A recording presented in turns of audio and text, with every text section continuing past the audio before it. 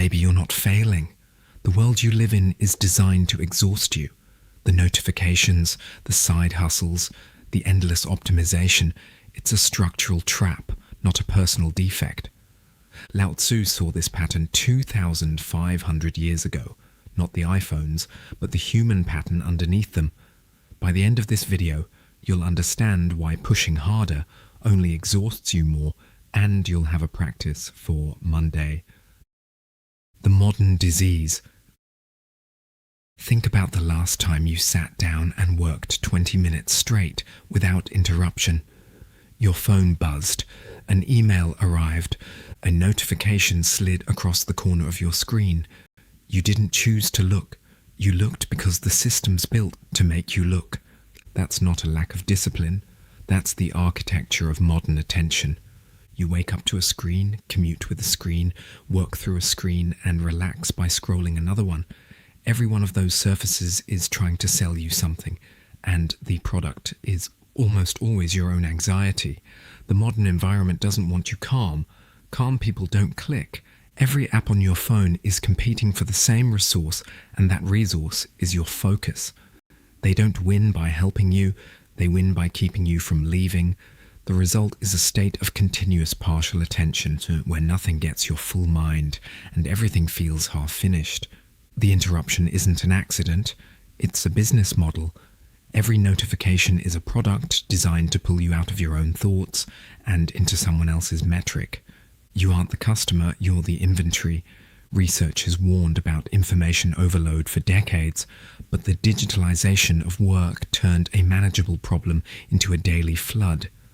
The exponential growth of digital information now damages decision-making and productivity, according to a 2024 Science Direct review. It's not your imagination. The system's feeding you more than you can process, then blaming you when you drop something. The 2023 Frontiers Review on Information Overload confirmed what most office workers already feel. The more digital channels you monitor, the worse your decisions get. You don't need more information to make better choices. You need less input and more space to think. The modern workplace gives you the opposite. Then there's the hustle. Side hustles used to be optional. Now they're framed as a moral obligation, and the burnout is real. In 2025, Forbes reported that millennials and Gen Z are rejecting hustle culture because the cost got undeniable. Late 2025, Upwork data shows that Gen Z is challenging the old model entirely, prioritizing mental health and balance over long hours. This isn't laziness, it's a generation that looked at the math and chose survival. In 2025, Wellhub warned that hustle culture doesn't just harm individuals, it harms workforce productivity and morale across entire organizations. When exhaustion becomes the baseline, creativity is the first thing to die. You can't optimize your way out of a system that treats your energy as an infinite resource, and still, the managers do nothing. Eagle Hill Consulting's 2025 workforce survey found that over half of workers report burnout, with damage in lower morale, weaker performance, poorer customer service, and higher turnover. Yet nearly half of managers take no action when employees ask for help. That's not a personal failure on your part. That's a structural failure wearing a personal disguise. Burnout isn't a medical event that happens to unlucky people. It's a predictable outcome of a workplace that demands more and replenishes less. Eagle Hill found the damage in morale, performance, customer service, and retention. Those aren't personal symptoms, they're data, and the data says you're running too hot for too long. So the question isn't whether you're tired. The real test is the last time you felt still. Not the stillness you buy with a plane ticket after 6 months of overtime, but the stillness of 1 hour where nobody wanted your attention. If you've got to reach back more than a few days, the trap has already closed around you. The reflex is more discipline, better time management, another productivity app.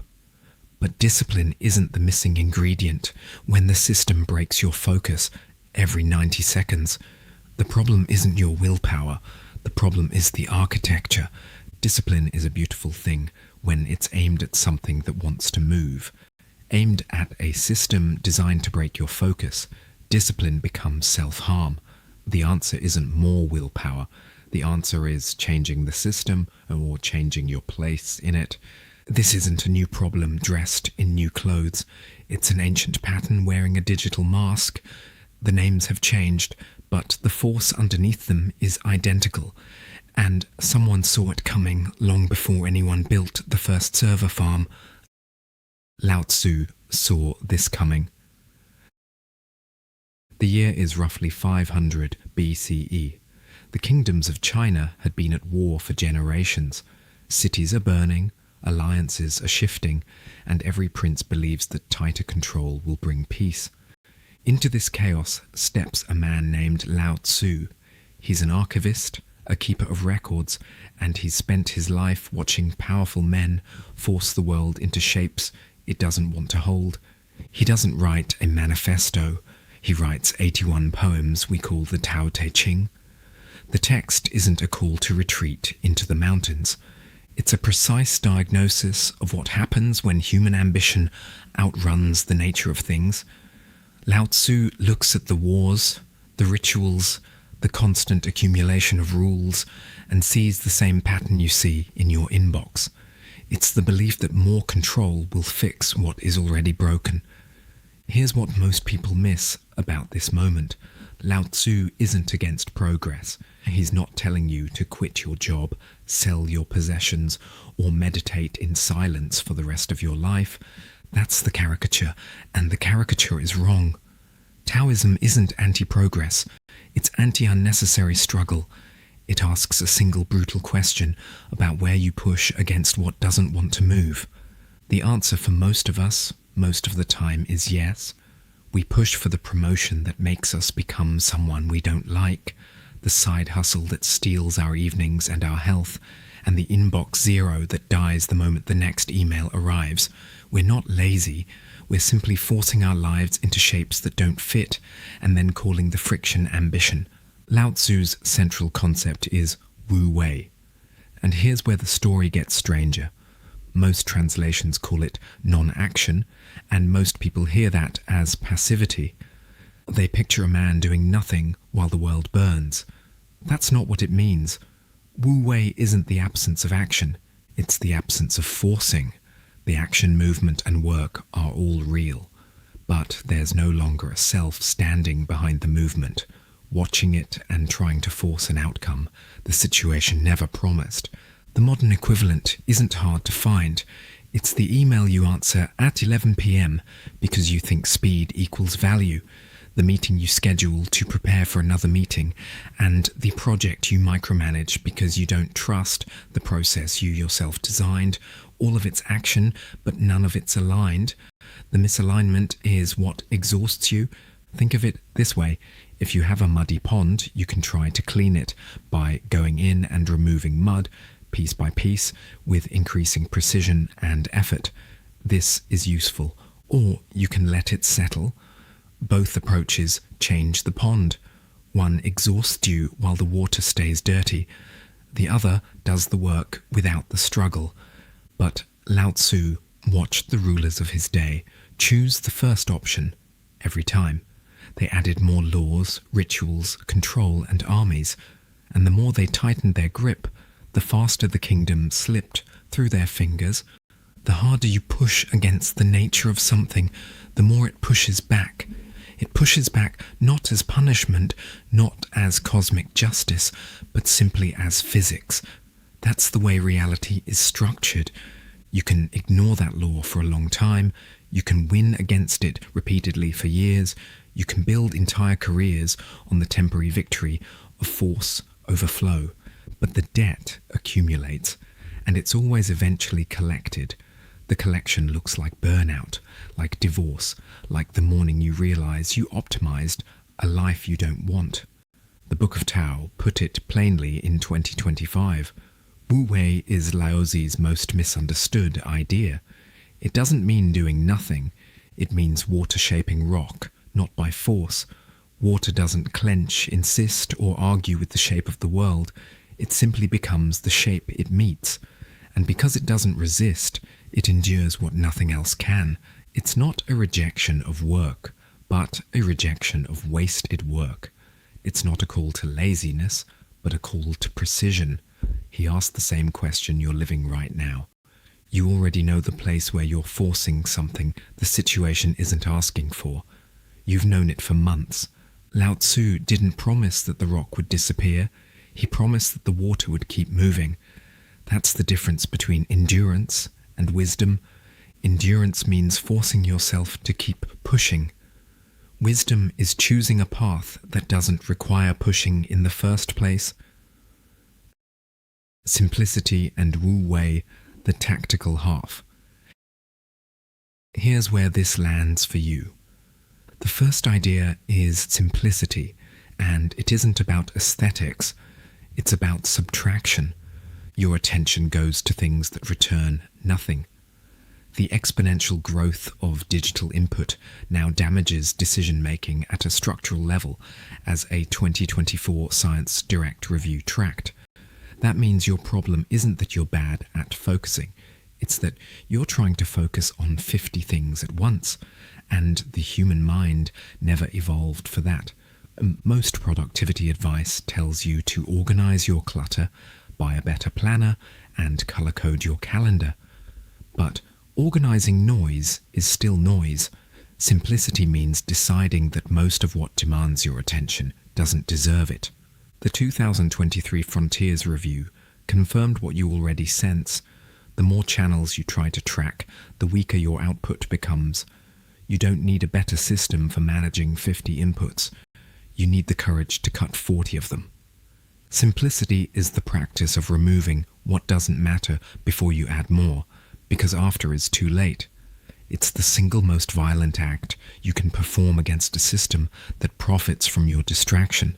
Start with one unsexy action. Turn off every notification that doesn't come from a human being you've chosen to hear from. Ignore the news, the updates, and the apps that promise to optimize your morning. Keep only the people. But the second idea is where most people get it wrong. The second idea is wuwei. Let me be concrete. Wuwei at work isn't doing less. It's doing the right thing at the right pressure. The Taoism and Manifest blog put it well in 2026. Effortless action reduces stress and boosts productivity by eliminating forced effort. The skilled cook isn't working less than the struggling one. He's working more precisely because he stopped pushing where things don't want to go. The difference between the two cooks isn't talent, it's attention. One cook is fighting the ingredients, the other is listening to them. The blade that knows where the joint is doesn't need more force, it needs less. That's wuwei, not laziness or magic, but precision born from paying attention to what's actually in front of you instead of what you wish were there. Stay with me, because here's your practice for wuwei. Before your next difficult conversation, your next big decision, or your next project launch, stop and name the resistance. Name the real resistance, not the obstacle. The difference is everything. An obstacle is external. Resistance is you pushing against the grain of the situation. If you can't name the resistance in 3 sentences, you're not ready to act. You're ready to force. Forcing is what Lao Tzu warned against. That's the tactical half. It sounds simple because it is. The hard part isn't knowing what to do. The hard part is trusting that doing less, but precisely, won't cost you your job. It won't. The research is clear. The companies and the individuals who survive aren't the ones who do the most.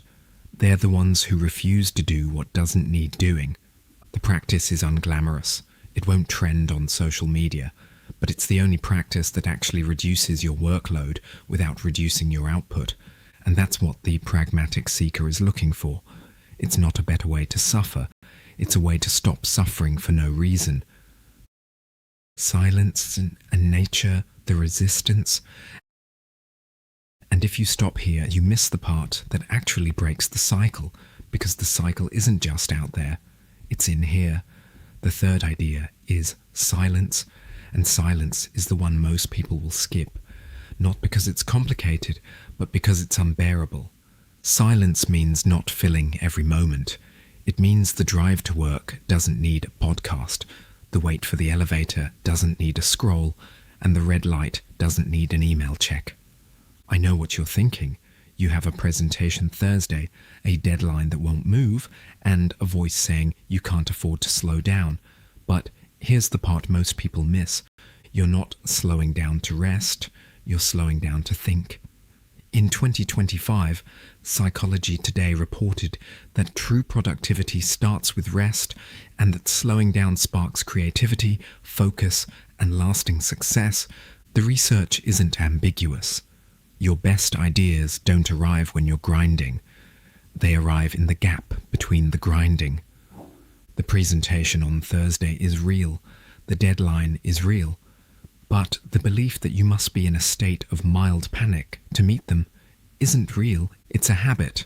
And habits can be replaced. The Psychology Today piece raised a point that's easy to ignore because it sounds too simple. Real productivity starts with rest, not as a reward, but as the precondition for any work that isn't just motion. The discomfort you feel in that gap isn't boredom, it's withdrawal. Your nervous system learned to expect stimulation every 90 seconds, and when the stimulation stops, it panics. That panic isn't a signal that you need to do more, it's a signal that the system has already changed your wiring.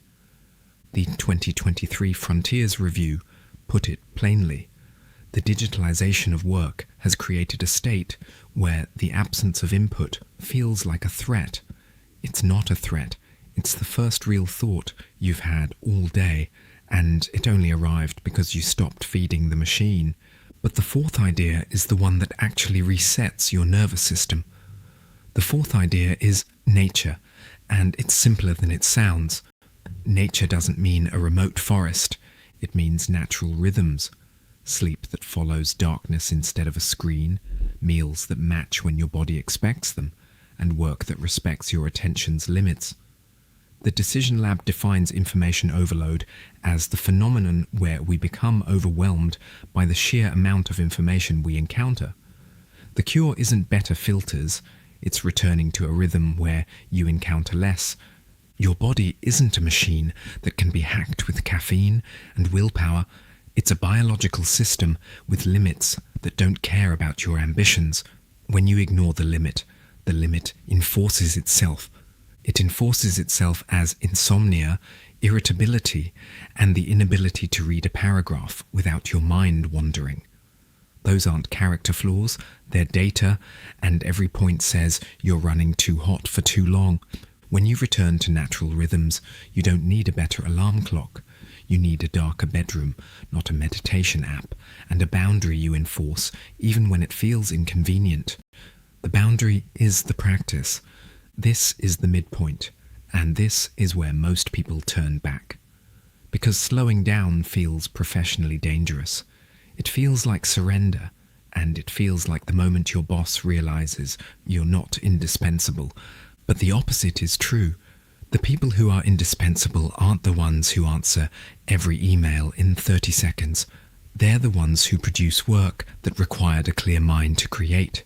And a clear mind isn't available on demand. It becomes available only after you've protected it. The ones who survive the modern grind aren't the hardest workers. They're the ones who know when to stop, and that knowledge is what makes their work worth watching. What happens when you slow down? If you stay with it, the payoff isn't vague. It's measurable, and it lands in the places you actually care about. Your relationships improve first, not because you learned a new communication technique, because you're no longer mentally elsewhere when someone talks to you. You're present, and presence is the only thing people actually want from you. Your thinking improves next. The 2024 Science Direct Review on Information Overload confirmed that reducing digital input restores decision-making quality. You stop second-guessing every choice because your mind isn't saturated with competing inputs anymore. You make the decision, implement it, and move on. That's what a mind feels like when it isn't being harvested. Your memory improves because you stopped trying to warehouse 1,000 half-processed inputs. You remember names, appointments, and why you walked into a room. These aren't minor conveniences. They're the signs of a mind that's returned to itself. Your health improves because stress isn't a feeling. It's a physiological state. And when you remove the constant low-grade panic of the hustle, your body starts repairing itself. Sleep deepens and digestion settles. The afternoon crash disappears not because you found a better energy drink, but because you stopped borrowing energy you didn't have. And joy returns, not the joy of achievement, but the joy of simply being awake and not dreading the next demand. It's a quieter joy than the productivity gurus sell you, but it's real and needs no purchase. You don't need an app to feel it, and you don't need more space than a single hour a day. Space is the one thing the modern economy can't sell you, which is exactly why it tries to convince you that you don't need it. The space you create isn't empty. It's where your actual life happens. The conversations you remember, the decisions you trust, and the sleep that restores you all live in the gaps you stop filling with noise. And that brings us to the climax. The Tao doesn't promise a life without challenges. It offers something far more valuable, a way of meeting those challenges without losing yourself. The challenges keep coming, with deadlines, conflicts, losses, and unexpected turns. None of that disappears. What changes is your relationship to the struggle. You stop forcing the river and start reading it instead, and because you're no longer fighting the current, you have the energy to navigate it. You don't become a different person, you become the person you already were before the noise took over. The version of you that wakes up without dread hasn't gone anywhere. You buried them under notifications. That's the practice and the difference between endurance and wisdom. Drop a comment with this. Tell me where in your life you're currently forcing something the situation isn't asking for. I read everyone. And subscribe. We go this deep every week. The next story is about what happened when the way of the sword met the way of the water.